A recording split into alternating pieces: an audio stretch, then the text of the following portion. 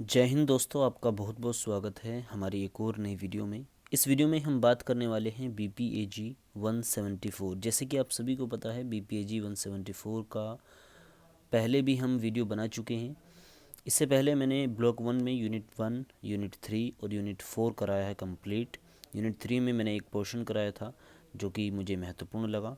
इसके अलावा ब्लॉक 2 में हम अब चल रहे हैं। ब्लॉक 2 में यूनिट 5 कंप्लीट हो चुका है। यूनिट 6 यहाँ पर इस वीडियो में आज कंप्लीट करने वाले हैं।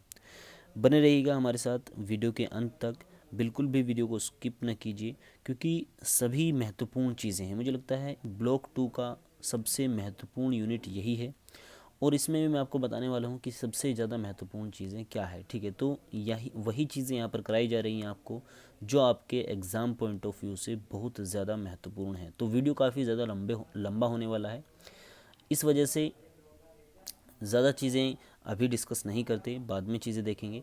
अभी इस वीडियो को यहाँ से स्टार्ट कर लेते हैं। ठीक है, सबसे पहले हम बात करेंगे थोड़ा सा यूनिट जो 6 है इसके थोड़े से सिलेबस के बारे में कि क्या क्या इसमें चीज़ें हम पढ़ने वाले हैं।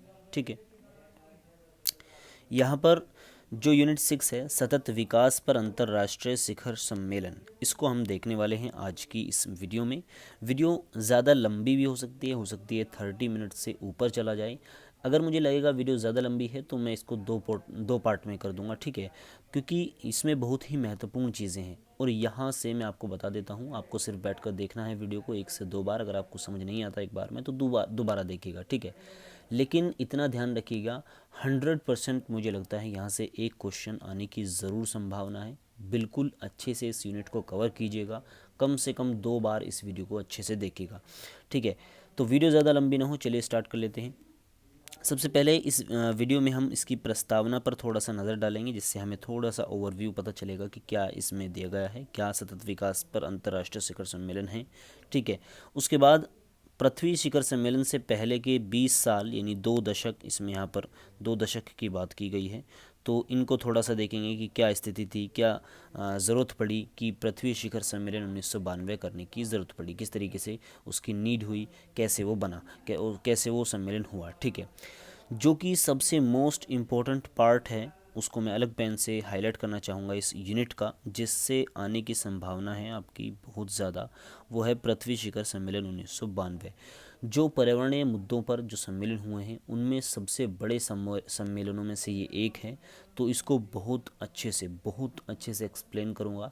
बहुत ही अच्छे से आपको इसको तैयार करके जाना है, आपके एग्ज़ाम में आने की बहुत ज़्यादा संभावनाएं हैं।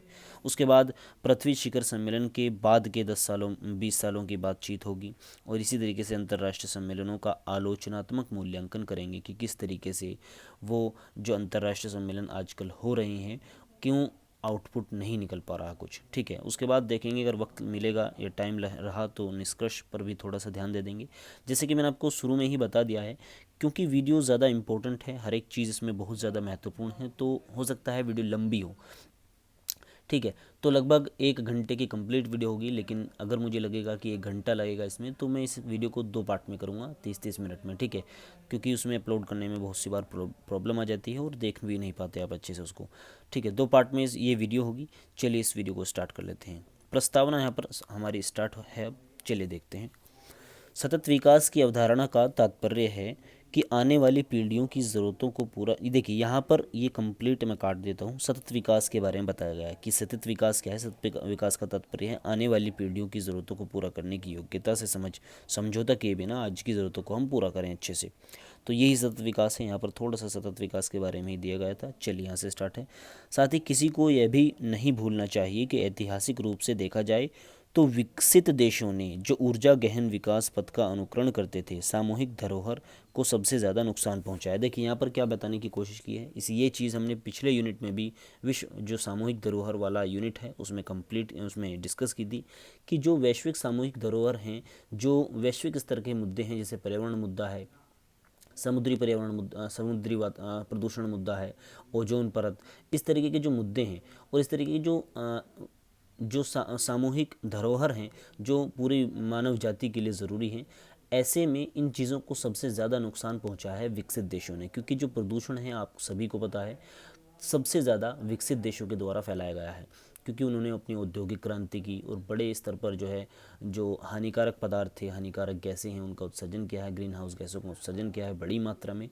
तो ऐसे में सबसे बड़े जो जिम्मेदार हैं प्रदूषण फैलाने के, वो सबसे बड़े विकसित देश हैं। ठीक है, चलिए इसमें अब आगे चलते हैं। थोड़ा सा मैं स्किप करता चलूँगा, जो इम्पोर्टेंट चीज़ होगी वही उसी को पढ़ते चलेंगे बस। अंतर्राष्ट्रीय सम्मेलन शब्द से हमारा अभिप्राय विभिन्न देशों के बीच एक समझौते या संधि से है। यहाँ से थोड़ा आपका इम्पोर्टेंट है, अंतर्राष्ट्रीय जो सम्मेलन है उनके बारे में बताया गया। अंतर्राष्ट्रीय सम्मेलन शब्द का मतलब क्या है कि विभिन्न देशों के बीच समझौता या संधि। सामान्य तौर पर संयुक्त राष्ट्र, एक मिनट थोड़ा सा इसको पतला कर लेते हैं। चलिए, सामान्य तौर पर संयुक्त राष्ट्र यूनाइटेड नेशन जो है उसकी छत्रछाया में ये सम्मेलन होते हैं। आज तक कई अंतर्राष्ट्रीय सम्मेलन हुए हैं, कई विभिन्न मुद्दों पर हुए हैं, जैसे कि समुद्री लहर, व्यापार, ठीक है, कर, मानवाधिकार, सतत विकास, इस तरीके के मुद्दे सामने आए हैं जिनके ऊपर बहुत से सम्मेलन हुए हैं अंतर्राष्ट्रीय जो हमारा संयुक्त राष्ट्र संघ है उसकी छत्रछाया में। यहाँ पर 3 प्रमुख सम्मेलनों के बारे में हम चर्चा करने वाले हैं। चलिए देख लेते हैं। पहला है रियो डी जेनेरियो, जो सबसे ज़्यादा महत्वपूर्ण है, ब्राज़ील में। मैं कहूँगा कि आप इन तीनों सम्मेलनों को बहुत अच्छे से इसको कर जाएं। जो भी आपकी इस यूनिट में देगा बहुत अच्छे से करें, बहुत ज़्यादा इंपॉर्टेंट है। रियो डी जेनेरियो ब्राज़ील जो है, ब्राज़ील का एक शहर है रियो डी जेनेरियो। 1992 में वहाँ पर एक पर्यावरण सम्मेलन हुआ, पर्यावरण विकास पर संयुक्त राष्ट्र सम्मेलन के नाम से, United nation conference on environment and development, जिसे जो है रियो शिखर सम्मेलन के नाम से भी जाना जाता है। रियो शिखर सम्मेलन 1992 के नाम से भी जाना जाता है, रियो सम्मेलन के नाम से भी जाना जाता है इसको, और पृथ्वी सम्मेलन के नाम से भी इसको जाना जाता है। इसके कई नाम हैं, ठीक है। उसके बाद दूसरा है जोहान्सबर्ग, दक्षिण अफ्रीका में जो हुआ। दक्षिण अफ्रीका का एक शहर है जोहान्सबर्ग, वहाँ पर आयोजित किया गया 2002 में। इसको हम रियो है, रियो प्लस 10 भी बोलते हैं। क्यों इसको रियो प्लस 10 बोलते हैं? क्योंकि देखिए, आपने देखा 1992 में यहाँ पर हमारा रियो सम्मेलन हुआ, तो इसके 10 साल बाद 2002 में ये सम्मेलन हुआ। इसी वजह से इसको रियो प्लस 10 भी बोलते हैं। और इसका जो मुद्दा था, इसका जो विषय था वो था सतत विकास पर ये सम्मेलन हुआ था। इसके बाद दोबारा ब्राज़ील के रियो डी जेनेरियो में 2012 में सतत विकास पर सस्टेनेबल डेवलपमेंट पर संयुक्त राष्ट्र सम्मेलन हुआ, United nation conference on sustainable development, UNCSD। तो इस सम्मेलन को, जो तीसरा सम्मेलन है, हम रियो प्लस 20 बोलते हैं। क्यों बोलते हैं वो आपको पता है।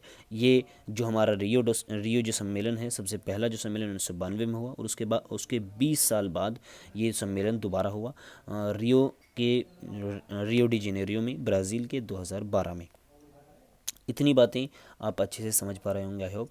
चलिए आगे बढ़ते हैं। यह इकाई सतत विकास पर इन 3 प्रमुख अंतर्राष्ट्रीय सम्मेलनों को बताती है। तो ये चीज़ें हम ज़्यादा नहीं पढ़ेंगे, हमने ऑलरेडी पढ़ ली है। चलिए, ये थोड़ा प्रस्तावना थी। अब मेन चीज़ यहाँ से स्टार्ट होती है। प्रमुख शिखर सम्मेलन से पहले 2 दशकों की यात्रा क्या है, किस तरीके से हमें शिखर सम्मेलनों की ज़रूरत पड़ी। उसके 20 साल पहले की जो पूरा टाइमलाइन है उसमें क्या चल रहा था। वैश्विक जन की सुरक्षा में वैश्विक शासन की आवश्यकता की पहचान करते हुए विश्व ने 1970 के दशक के आरंभ में संयुक्त राष्ट्र की छत्रछाया के नीचे आयोजन आरंभ किया। पर्यावरणीय संबंधी प्रथम ऐतिहासिक सम्मेलन मानव पर्यावरण पर संयुक्त राष्ट्र सम्मेलन। इसका कोई मेन जो है, देखिए 1972 में 1970 का जो दशक है उसमें एक सम्मेलन हुआ, स्टॉकहोम सम्मेलन, जो सबसे पहला सम्मेलन माना जाता है, जिसमें जो 1972 में हुआ था, ठीक है, स्टॉकहोम में हुआ था, यूनाइटेड नेशन की छत्रछाया में हुआ था। ये चीज़ें हमने जानी। और इसका कोई विशेष जो है सब्जेक्ट नहीं था। ये मानव पर एक तरीके से मानव पर्यावरण संबंधी इसको बताया गया। इसमें विभिन्न जो मुद्दे हैं वो उठाए गए। 1972 में स्टॉकहोम में आयोजित किया गया था। सम्मेलन में सरकारों और लोगों से विश्व भर में से सभी मनुष्यों के लाभ के लिए पर्यावरण के संरक्षण के लिए साधारण प्रयासों को को काम में लाने की अपील की गई थी। सिर्फ इसमें अपील की गई और छोटे जो नॉर्मल मुद्दे हैं पर्यावरण से संबंधित उनको उठाया गया। स्टॉकहोम सम्मेलन 1972 का प्रमुख परिणाम था संयुक्त राष्ट्र पर्यावरण कार्यक्रम। इसका जो सबसे बड़ा रिजल्ट मिला वो यूनाइटेड नेशन इन्वायरमेंट प्रोग्राम मिला। यूनाइटेड नेशन इन्वायरमेंट प्रोग्राम ये एक तरीके से एक प्रोग्राम है जो 1972 में स्टॉकहोम सम्मेलन की उपज है। स्टॉकहोम सम्मेलन में इसकी स्थापना हुई। हमने जाना था इसने काफ़ी सारी चीज़ें की हैं। यूनाइटेड नेशन इन्वायरमेंट प्रोग्राम जो है इसी की निगरानी में जो हमने पिछले यूनिट्स में जो सस्टेनेबल डेवलपमेंट गोल्स पढ़े थे 17, उन पर भी यही निगरानी रखता है। इसने और WHO ने मिलकर बहुत सारे कार्य किए हैं पर्यावरण से संबंधित, और ये जो है इस तरीके के सम्मेलन आयोजित कराने में सबसे बड़ी संस्थानों में से एक है जो कि यूनाइटेड नेशंस का भाग है। चलिए थोड़ा सा यहाँ पर मैं इसको मिटाकर आगे बढ़ूँगा।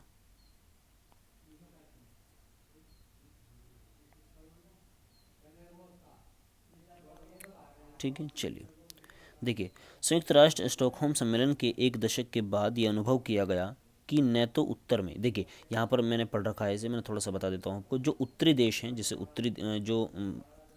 जो उत्तरी देश हैं वो ज़्यादातर अमीर देश हैं, और जो दक्षिणी देश हैं वो ज़्यादातर गरीब देश हैं, आपको पता है। ठीक है, यहाँ पर उत्तरी अमेरिका है, फिर यहाँ पर जो है यूरोपियन देश हैं, उसके बाद फिर एशिया के जो ऊपरी देश हैं वो देश हैं। तो ये देश क्या हैं, विकसित देश हैं। इन देशों ने सबसे ज़्यादा जो है पर्यावरण को ह्रास किया है, सबसे ज़्यादा जो है नुकसान पर्यावरण को इन्हीं ने पहुंचाया है। लेकिन ये क्या कर रहे थे, अपने अपनी कामों में लगे हुए थे। कोई भी देश नहीं चाहता था कि उन्हें कुछ एफर्ट डालना पड़े पर्यावरण से संबंधित, उन्हें खर्चा करना पड़े। ठीक है, कोई भी खर्चा करना पड़े, तो इस तरह की चीज़ों को वो बिल्कुल भी जो है रिएक्ट नहीं कर रहे थे। पर्यावरण से संबंधित चीज़ों पर बिल्कुल भी रिएक्ट नहीं कर रहे थे। जबकि यहाँ के जो देश थे, नीचे दक्षिणी जो देश हैं, जैसे कि यहाँ पर अफ्रीका है, दक्षिणी अमेरिका है, इसके साथ जो दक्षेश वाले देश हैं, यानी जो क्या बोलते हैं दक्षिण एशिया वाले देश, दक्षिण एशिया वाले देश हैं, यहाँ ये सब क्या हैं, अल्प विकसित हैं, विकसित हैं, विकासशील हैं। ये अल्प विकसित हैं, विकसित हैं। ठीक है, साथ ही विकासशील हैं। इसमें कुछ देश विकासशील, जैसे भारत विकासशील है।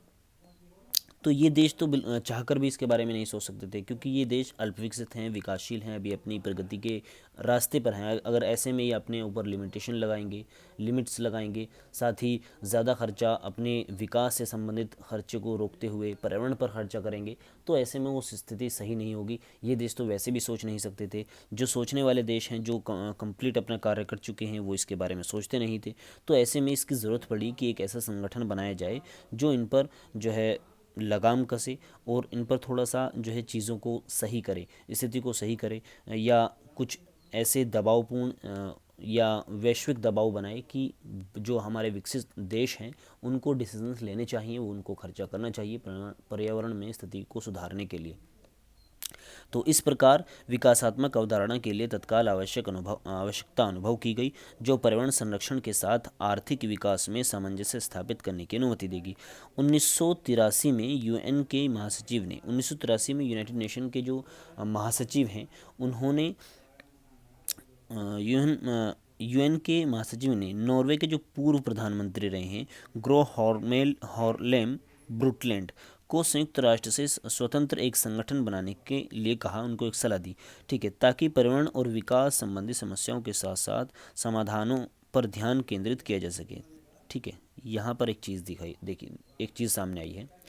1983 में क्या हुआ, यूनाइटेड नेशन के जो महासचिव हैं उन्होंने नॉर्वे के पहले जो प्रधानमंत्री रह चुके हैं ब्रुटलैंड, हम उनका सीधा सरनेम जो लेते हैं उससे बात करते हैं, ब्रुटलैंड, ग्रो हार्लेम ब्रुटलैंड उनका नाम था, उनको सलाह दी कि आप एक संगठन बनाइए यूनाइटेड नेशन से अलग, जिसमें विकसित देश शामिल होंगे, और उसमें क्या किया जाएगा, जो वो दबाव बनाएगा विकसित देशों पर कि उनको डिसीजंस लेने चाहिए, वो रिपोर्ट्स तैयार करेगा, इस क्षेत्र में कदम उठाएगा। ठीक है, तो क्या हुआ, इस नए संगठन को ब्रुटलैंड कमीशन कहा गया, या औपचारिक रूप से इसे विश्व पर्यावरण और विकास आयोग भी कहा गया, world council for environment and development.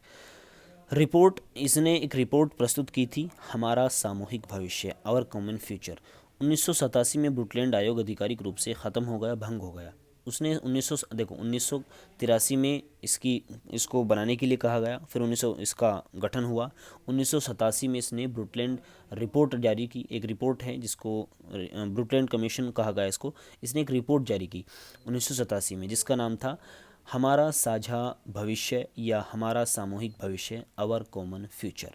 इस रिपोर्ट का प्रमुख महत्व सतत विकास शब्द को परिभाषित, जैसे कि हमने ऊपर जो यूनिट्स कंप्लीट की हैं, पहले यूनिट्स जो कंप्लीट किए हैं उनमें भी बात की थी कि ब्रुटलैंड रिपोर्ट जो आई थी, इसे ब्रुटलैंड रिपोर्ट भी कहते हैं, हमारा साझा भविष्य जो है, इस नाम से जो रिपोर्ट आई थी ब्रुटलैंड कमीशन की, इसने एक अच्छे तरीके से स्पष्ट किया कि क्या है सतत विकास। ठीक है, क्या सतत विकास, तो इस चीज़ को इसने जो है हमारे सामने और विश्व के सामने लाया। ब्रुटलैंड रिपोर्ट पर्यावरण को हानि पहुंचाए बिना आर्थिक विकास की आवश्यकता को संबोधित करने में अपनी ओर से पहला कदम था। इस रिपोर्ट ने लोगों और संसाधनों, पर्यावरण और विकास के बीच अंतर संबंधों को ध्यान में रखते हुए आर्थिक और सामाजिक विकास के विभिन्न चरणों में देशों के बीच, एक मिनट थोड़ा सा, ठीक है, देशों के बीच सहयोग के माध्यम से साल 2000 और उसके बाद तक सतत विकास प्राप्त करने की दीर्घकालिक पर्यावरणीय कार्यनीति का सुझाव दिया था। इस रिपोर्ट ने 2000 तक या उससे बाद तक भी एक स्ट्रेटेजी सुझाई थी कि इस तरीके से अगर काम करें तो स्थिति सुधर सकती है या पर्यावरण से संबंधित कुछ महत्वपूर्ण डिसीजंस हम ले सकते हैं। तो ये सभी चीज़ें इसमें थी। बाकी आगे चीज़ें हम देख लेते हैं। ठीक है, चलिए, यहाँ पर दूसरा हमारा जो सबसे महत्वपूर्ण टॉपिक है, जो कि मैंने बताया इस यूनिट का सबसे ज़्यादा महत्वपूर्ण टॉपिक यही है, पृथ्वी शिखर सम्मेलन 1992। इससे आने की संभावनाएं लगभग 80% हैं, इससे ऊपर ज़्यादा। ठीक है, तो इसको चलिए देख लेते हैं। चलिए, पृथ्वी शिखर सम्मेलन 1992 ब्राज़ील के रियो डी जेनेरियो जो है उसमें पर्यावरण विकास पर संयुक्त राष्ट्र सम्मेलन, United nation conference on environment development हुआ। इसलिए इसे रियो शिखर सम्मेलन कहते हैं, क्योंकि ये ब्राज़ील के रियो डी जेनेरियो में हुआ था। और सबसे लोकप्रिय रूप से पृथ्वी शिखर सम्मेलन इसके नाम से जाना जाता है। पृथ्वी शिखर सम्मेलन के नाम से इसे सबसे ज़्यादा जाना जाता है। संधियों, राजनीतिक घोषणाओं और कार्य योजनाओं के रूप में विभिन्न परिणाम इसमें हुए, बहुत महत्वपूर्ण रहे हैं। और ये जो निम्नलिखित हैं जो इसमें डिसीजन लिए गए थे, सबसे पहले इसमें आता है पर्यावरण और विकास पर रियो घोषणा पत्र। पर्यावरण और विकास पर सिद्धांतों की एक राजनीतिक घोषणा है। ठीक है, उसके बाद एजेंडा 21 आता है। सतत विकास के क्रियान्वयन के लिए खाका तैयार किया गया था। वन सिद्धांतों का कथन आता है। सिद्धांतों का गैर अनिवार्य आधिकारिक कथन है। जलवायु परिवर्तन पर यूएन तंत्र सम्मेलन आता है। United nation framework convention on climate change जो UNFCCC है, जो बहुत ही ज़्यादा महत्वपूर्ण चीज़ है, इसको भी आगे देखेंगे। CBD है, कन्वेंशन ऑन बायोलॉजिकल डाइवर्सिटी। तो ये सभी चीज़ें, ये सभी डिसीजन कहाँ पर ले गई? रियो डी जेनेरियो जो सम्मेलन हुआ 1992 में, रियो सम्मेलन में। ठीक है, यहाँ पर इसको ले गए। पर्यावरण और विकास पर रियो घोषणा पत्र सबसे पहले हमने पॉइंट देखा था, तो इसको देख लेते हैं।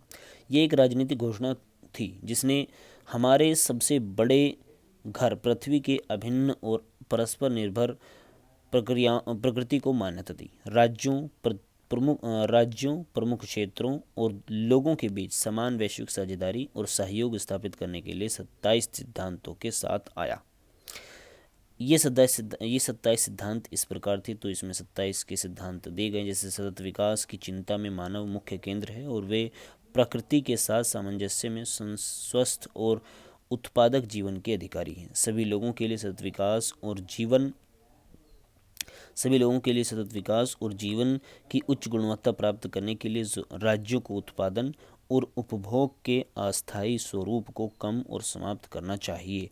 इस तरीके से विकासशील देशों की विशेष स्थिति और आवश्यकताओं को विशेष रूप से कम विकसित और उन सबसे अधिक पर्यावरण की दृष्टि से कमज़ोर को विशेष प्राथमिकता दी जानी चाहिए। तो ये सभी चीज़ें दी गई हैं, जो कि 27 चीज़ें हैं, जिसमें से 4-5 चीज़ें यहाँ पर दी गई हैं, जिनमें 2-3 मैंने करा दी हैं, 4 ऑलरेडी।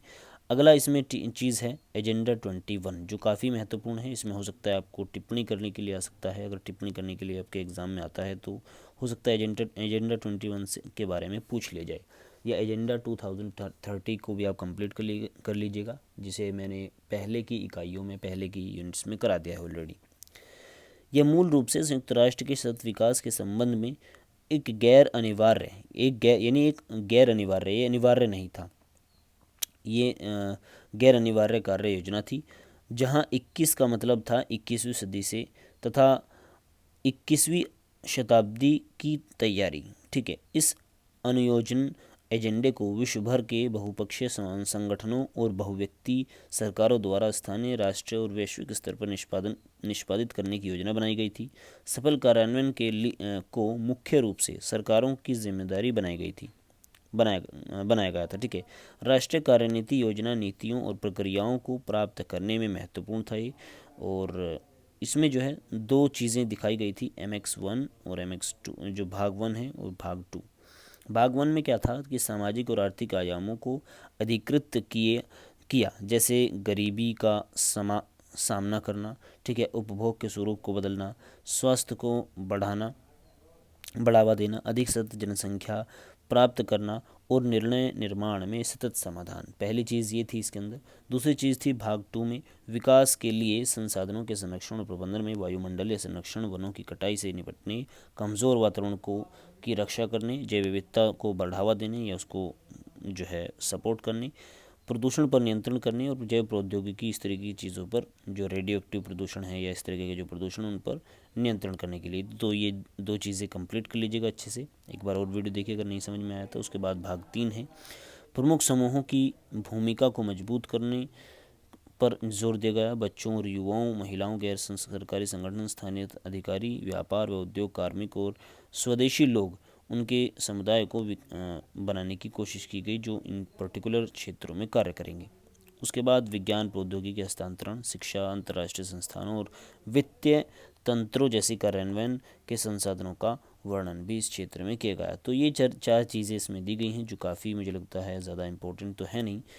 एक बार फिर भी आप इसको थोड़ा सा देख लीजिएगा, क्योंकि ज़्यादा मैंने इनको अच्छे से नहीं कराया और मुझे नहीं लगता कि ज़्यादा इम्पोर्टेंट है इसमें। जो इसमें सबसे ज़्यादा इम्पोर्टेंट है वो रियो डी जेनेरियो का 1992 वाला सम्मेलन है, जोहान्सबर्ग वाला सम्मेलन है। उसके बाद जो एक और हुआ 2012 में, वो सम्मेलन ज़रूरी है। साथ ही एजेंडा 21 इसमें महत्वपूर्ण है, एजेंडा 2030 महत्वपूर्ण है, और जो महत्वपूर्ण है मैं बताता चलूँगा।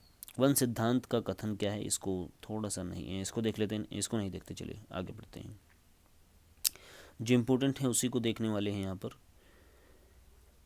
चलिए, जलवायु परिवर्तन पर संयुक्त राष्ट्र तंत्र सम्मेलन, ये बहुत ही महत्वपूर्ण है, ये काफ़ी ज़्यादा इम्पोर्टेंट चीज़ है जो ली गई है। एक बार वीडियो देख लेते हैं कितनी लंबी हुई है। अगर ज़्यादा वीडियो लंबी हो गई है तो बाद में इसको, तो वीडियो लंबी नहीं है, थोड़ा सा और इसमें देख लेते हैं, इस टॉपिक को लास्ट कर देते हैं। चलिए, जलवायु परिवर्तन पर संयुक्त राष्ट्र तंत्र सम्मेलन, United nation framework convention on climate change, इसका बनना एक अपने आप में एक ऐतिहासिक घटना थी, काफ़ी महत्वपूर्ण और भूमिका ये निभाता है आज के टाइम में। ये देखिए, जलवायु परिवर्तन की समस्या का समाधान करने के लिए एक अंतर सरकारी संधि थी। ये एक संधि थी, जैसे कि मैंने यहाँ पर देखा, कन्वेंशन पढ़ा है हमने, तो एक संधि है, ठीक है। और पृथ्वी शिखर सम्मेलन में सही संकेत के लिए इसका उद्घाटन किया गया। इसका भी जो निर्माण था वो कब हुआ, जो पृथ्वी सम्मेलन 1992 है उसी में हुआ था, ठीक है, इसका भी निर्माण। इसने स्वीकार किया कि मानव गतिविधियों ने जलवायु परिवर्तन के परिणाम स्वरूप ग्रीनहाउस गैसों के वायुमंडलीय संकेंद्रण में पर्याप्त वृद्धि की, यानी जो मानव के द्वारा गतिविधियां हो रही हैं, धीरे धीरे विकास कार्य हो रहे हैं, विभिन्न तरह की गैसों का उत्सर्जन हो रहा है, उन्होंने कहीं ना कहीं ग्रीन हाउस गैसों के उत्सर्जन को बढ़ा दिया है। ग्रीन हाउस गैसें हैं, उनकी मात्रा को वायुमंडल में बढ़ा दिया है। इस बात पर भी ध्यान दिया गया कि ग्रीन हाउस गैसों के ऐतिहासिक और वर्तमान वैश्विक उत्सर्जन का सबसे बड़ा भाग विकासशील देश हैं। इस बात पर भी ध्यान दिया गया था कि ग्रीन हाउस गैसों में पहले और अब की तुलना में जो बदलाव आया है वो किनके द्वारा आया है, वो विकसित देशों के द्वारा आया है, ठीक है। विकासशील देशों में प्रति व्यक्ति उत्सर्जन वर्तमान में अपेक्षाकृत कम है, यानी जो पर कैपिटा उत्सर्जन है ग्रीन हाउस गैसों का अगर तुलना की जाए तो वो बहुत ज़्यादा कम है विकासशील देशों में, विकसित देशों में बहुत अधिक है। लेकिन वैश्विक उत्सर्जन का भाग उनकी सामाजिक और विकास की ज़रूरतों को पूरा करने के लिए बढ़ेगा। इसलिए जलवायु परिवर्तन की वैश्विक प्रकृति को सभी देशों द्वारा उनकी सामान्य लेकिन विभेदी जिम्मेदारियों, संबंधित समताओं और उनकी सामाजिक और आर्थिक स्थितियों के अनुसार एक संभावित सहयोग की आवश्यकता होती है। देखिए इसमें क्या बताया गया है, आज के टाइम में जो विकासशील देश हैं वो बहुत ज़्यादा कम जिम्मेदार हैं ग्रीन हाउस गैसों के उत्सर्जन के लिए, पर्यावरण संबंधी जो हानिकारक गैसें हैं उनके उत्सर्जन के लिए। विकसित देशों ने सबसे ज़्यादा मात्रा में ग्रीन हाउस गैसों का उत्सर्जन किया है। वो इस तरह की जो पर्यावरण से संबंधित जो हानिकारक गैसें हैं उनका इस्तेमाल सबसे ज़्यादा, उनका जो उत्सर्जन है सबसे ज़्यादा विकसित देशों के द्वारा किया गया। ये सही है बात, लेकिन स्थिति जो है ख़राब होती जा रही है दिन पर दिन। तो ऐसे में सभी पूरे विश्व को जो है जिम्मेदार होना होगा। हम ये कहकर पीछा नहीं हटा सकते, पीछा नहीं छुड़ा सकते कि हम विकासशील देश हैं, हमने बहुत कम भाग लिया है, हमारा जो योगदान है जो ग्रीन हाउस गैसों के उत्सर्जन में या पर्यावरण प्रदूषण में वो बहुत ज़्यादा कम है, तो हम इस पर काम बिल्कुल नहीं करेंगे, ऐसा हम कहकर नहीं हट सकते पीछे। ये हमारी मजबूरी है, क्योंकि आज की टाइम में स्थिति बहुत ज़्यादा ख़राब है। तो विकासशील देशों को और विकसित देशों को दोनों को एक्शन लेने होंगे, दोनों को जिम्मेदारियाँ उठानी होगी। लेकिन इसमें एक चीज़ अलग है। देखिए जो विकसित देश हैं उनको ज़्यादा जिम्मेदारी उठानी होगी, जो विकासशील देश हैं उनको जिम्मेदारी तो उठानी होगी, काम तो करना होगा इस क्षेत्र में, ठीक है। अपना जो ग्रीन हाउस गैस का उत्सर्जन है, ठीक है, CO2 एमिशन है, उसको कम तो करना होगा, लेकिन कहीं ना कहीं इसकी जिम्मेदारी कम रहेगी विकासशील देशों पर, क्योंकि वो अभी अपने विकास के पथ पर हैं और अभी से अगर इन चीज़ों पर वो ज़्यादा ध्यान देंगे तो विकास अच्छे से नहीं कर पाएंगे। तो ऐसे में हमने क्या समझा कि विकासशील देशों को जिम्मेदारी कम दी गई है, या हमारी विकासशील देशों को जिम्मेदारी लेनी चाहिए लेकिन कम, जबकि विकसित देशों को इसकी ज़्यादा से ज़्यादा जिम्मेदारी लेनी चाहिए, क्योंकि सबसे बड़े जिम्मेदार वही हैं। चलिए आगे बढ़ते हैं। इसमें United nation framework convention on climate change जो है, इसका उद्देश्य किसी निश्चित समय सीमा में वायुमंडल में ग्रीन हाउस गैस संकेंद्रण के स्थिरीकरण को प्राप्त करना था। यानी जो वायुमंडल में ग्रीन हाउस गैसों की मात्रा बढ़ रही है उसको स्थिर करना है, ताकि पारिस्थितिकी तंत्र संभाविक रूप से जलवायु परिवर्तन के अनुकूल हो सके, जलवायु परिवर्तन जो है वो ज़्यादा ना हो और परिस्थितियां जो है अनुकूल हो सके। यह पर्याप्त कृषि खाद्य उत्पादन और सतत आर्थिक विकास सुनिश्चित करने के लिए ज़रूरी है। यह कहा गया है कि विकास जो विकसित देश हैं उनमें हितकारकों को जलवायु परिवर्तन और परिणाम स्वरूप होने वाले प्रतिकूल प्रभावों से निपटने के लिए नेतृत्व करना चाहिए। यानी जो विकसित देश हैं उसका उन्हें नेतृत्व करना चाहिए, वो बड़े जिम्मेदार होने चाहिए इसमें। साथ ही विकासशील देशों को भी साथ लेकर चले, उनको भी सपोर्ट करें, उन्हें भी जो है मदद पहुंचाएं, उनकी भी मदद करें कि वो कम से कम, यदि देखिए मदद कैसे कर सकते हैं जो विकसित देश हैं। आज के टाइम में विकसित देश अलग अलग नई नई टेक्नोलॉजीज़ डेवलप कर रहे हैं, तो उनको ऐसे क्षेत्र में टेक्नोलॉजी डेवलप करनी चाहिए जिनसे पर्यावरण प्रदूषण जो हम कर रहे हैं वो कम से कम हो सके। जैसे कि हम CO2 एमिशन बहुत ज़्यादा हो रहा है। जैसे कि आप सभी को पता है जो लकड़ियाँ होती हैं उनमें कार्बन होता है, ठीक है। तो जब हम किसी लकड़ी को जलाते हैं तो कार्बन मुक्त होता है, जो कि ग्लोबल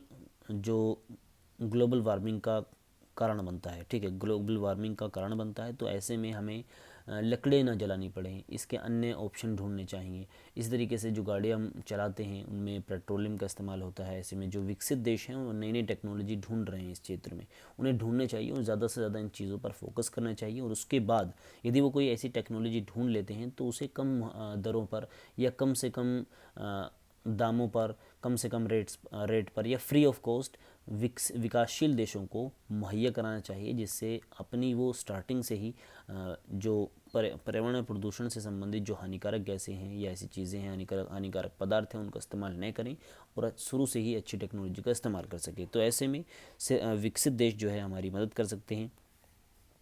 इसके अलावा विकासशील देशों की विशिष्ट आवश्यकताओं, विशेष रूप से जलवायु परिवर्तन के प्रतिकूल प्रभावों के प्रति संवेदनशील है, उन पर पूरा ध्यान दिया जाना चाहिए। देशों को UNFCCC में पार्टियों के 4 वर्गीकरण के रूप में अलग अलग किया गया था। देखो United nation framework convention on climate change जो है उसमें जो पार्टीज़ हैं, पार्टीज़ का मतलब है जो इसमें देश शामिल हैं, जिसमें सदस्य देश हैं, उन्हें चार भागों में बांटा गया है। ठीक है, वीडियो लंबी तो हो रही है लेकिन चीज़ें जो अब तक सीधे माइंड तक पहुंच रही होंगी। आई होप कि मैं चीज़ें इतनी आसान भाषा में पढ़ा रहा हूँ कि आप तक सीधे सीधे जो चीज़ें हैं माइंड तक पहुँचे। अगर वीडियो आपको बिल्कुल भी समझ नहीं आ रही है तो एक बार वीडियो अच्छे से देखें, दोबारा देखें, क्योंकि ये चीज़ें माइंड तक ले जाना बहुत ज़रूरी है, एग्ज़ाम पॉइंट ऑफ व्यू से बहुत ज़्यादा महत्वपूर्ण है। चलिए मैं अपना पूरा 100% दे रहा हूँ अभी। चलिए यहाँ पर बात कर लेते हैं आगे। तो UNFCCC जो है उसमें जो जो संबंधित देश हैं, जो इसमें सदस्य देश हैं, उनको 4 कैटेगरी में रखा गया है। एक तो है अनुबंधन कैटेगरी, जिसमें जिन्हें एनेक्स 1 भी कहते हैं, एनेक्सर। तो इसमें 43 प्लस राष्ट्र देश हैं, और साथ ही इसमें यूरोपीय संघ भी है। 43 प्लस देश, साथ ही यूरोपीय संघ पूरा इसमें है। औद्योगिक देशों और अर्थव्यवस्थाओं से परिवर्तन काल, ये चीज़ें हैं इसमें। दूसरा है एनेक्स 2। ठीक है, इसमें अनुबंध 1 का सबसेट है आर्थिक सहयोग और विकास। इसको आप एज इट इज़ थोड़ा सा याद कर लीजिएगा कि एनेक्स 1 में कितने देश हैं, एनेक्स 2 में, 3 में, 4 में कितने देश हैं, क्या क्या, थोड़ा सा उनके बारे में। जैसे कि कम आय वाले विकासशील देश एनेक्स 3 में है, जो गैर अनुबंध है नॉन एनेक्स है, नॉन एनेक्स 1 है, एनेक्स 3 नहीं है, नॉन एनेक्स 1 है। उसके बाद कम से कम जो विकसित देश हैं, जैसे कि लीस्ट डेवलपमेंट कंट्रीज़, जो कम से कम विकसित हैं, जिसमें भारत भी आ सकता है। तो इस ऐसे लगभग 49 यानी 49 देश हैं। तो इस तरह की चीज़ें हैं सभी। चलिए आगे बढ़ते हैं। UNFCCC का प्रमुख परिणाम क्योटो प्रोटोकॉल रहा। जैसे कि हम सभी ने जाना कि 1992 का जो ब्राज़ील का रियो डी जेनेरियो है, उसका एक महत्वपूर्ण परिणाम था UNFCCC का निर्माण। तो इसी तरीके से UNFCCC ने भी एक जो है सम्मेलन कराया, एक जो है प्रोटोकॉल कराया। सम्मेलन तो नहीं कह सकते, इसको प्रोटोकॉल बोलेंगे, क्योटो प्रोटोकॉल। ठीक है, क्योटो प्रोटोकॉल बहुत ही महत्वपूर्ण है, इसको भी आप अच्छे से करके जाइएगा। जो चीज़ें महत्वपूर्ण है मैं ऑलरेडी आपको बता रहा हूँ। क्योटो प्रोटोकॉल आपको कर जाना है। ठीक है, क्योटो प्रोटोकॉल मैं आपको थोड़ा सा बताता हूँ उसके बारे में। दिसंबर 1997 में क्या हुआ, जापान के क्योटो शहर में ये जो है प्रोटोकॉल हुआ।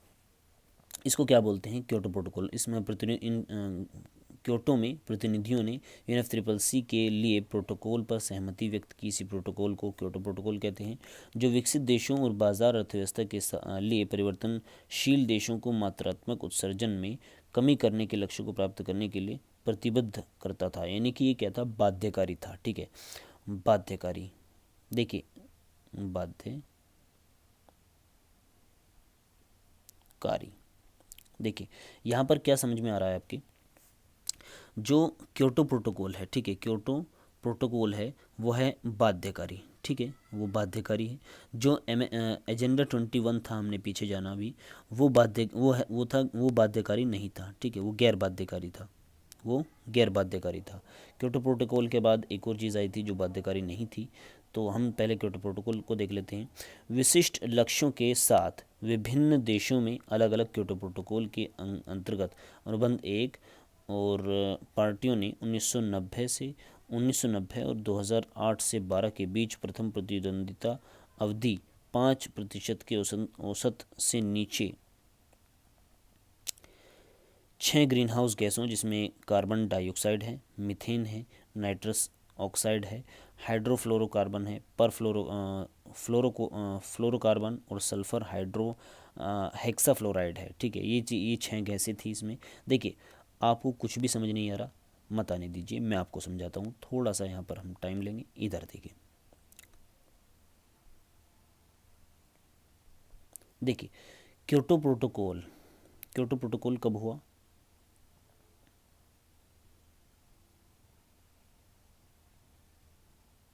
1997 में क्योटो प्रोटोकॉल हुआ। 1997 में क्योटो प्रोटोकॉल हुआ।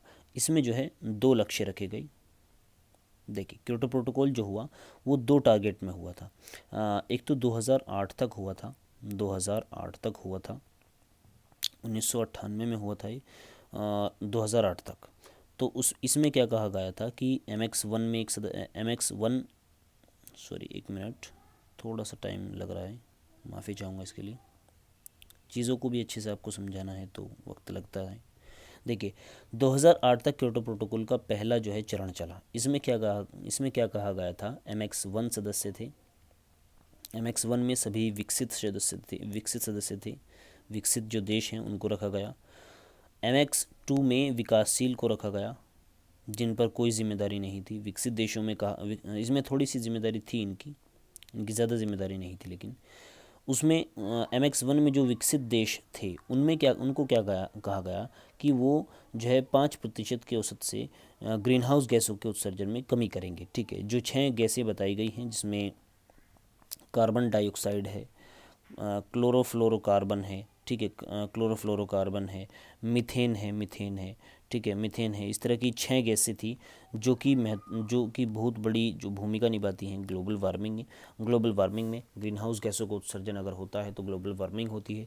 तो इन गैसों का इस्तेमाल को कम से कम करने की कोशिश की गई थी, और MX1 और MX2 इसके जो सदस्य थे उनको दो कैटेगरी में रखा गया था कि अपने समग्र उत्सर्जन को कम करने पर सहमति व्यक्त की थी। प्रोटोकॉल ने अपने राष्ट्रीय लक्ष्यों की लागत को प्रभावी ढंग से पूरा करने के लिए अनुलग्न यानी MX1 दलों को सहायता के लिए 3 चलीय तंत्र स्थापित किए थे। ठीक है, तो ये चीज़ें आप इसमें पढ़ लीजिएगा, मुझे नहीं लगता कि पढ़ने की ज़रूरत है इन्हें।